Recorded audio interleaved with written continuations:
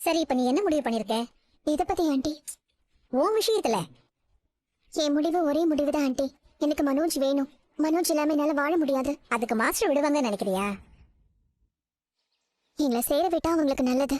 இல்லனா இல்லனா அவங்க கிட்ட இருந்து மனோஜை எப்படி பிரிக்கணும்னு பாக்கணும். ஓ, நீ அந்த அளவுக்கு உறுதியா இருக்கியா? அது மட்டும் இல்ல, இப்ப என்னோட அந்த நிலைமைக்கு காரணமே அந்த முத்துவும் மீனாவும் தான். நான் அவ்வளவு கெஞ்சியும் முத்துக்கிட்ட மீனா போட்டு கொடுத்துட்டா.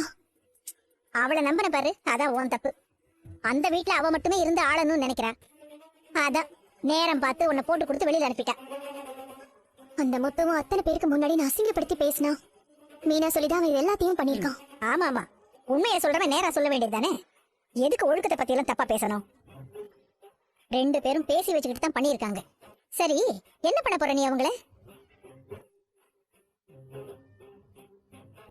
என்ன விரட்டிட்டு அவங்க மட்டும் இந்த வீட்டுல நிம்மதியா இருக்க கூடாது. அவங்கள அந்த குடும்பத்தை வெட்டி துரத்த போறேன். இப்பதான் நீ கரெக்டா யோசிக்கிற. உன் முடிவு நல்லா தான் இருக்கு. இப்படிதான் இருக்கணும், பயந்தெல்லாம் ஓடக்கூடாது. இப்போ ஒரு நாய் ஒண்ணு விரட்டுச்சுன்னு வச்சுக்கேன், அதை பார்த்து பயந்து ஓடாம திரும்பி நின்னு நீ அதை முறைச்சு பார்த்தேனா அது ஒண்ணு பார்த்து பயந்து ஓடிடும். மனுஷங்களும் அப்படிதான். நீ சொல்றத கேட்க நல்லதா இருக்கு, ஆனா நடக்கணுமே. கண்டிப்பா நடக்கும். நான் நடத்தி காட்டுவேன் ஆண்டி. உன் முடிவுல நீ நல்ல உறுதியா இருக்க. உன்னால முடியும்னு நான் நம்புறேன்.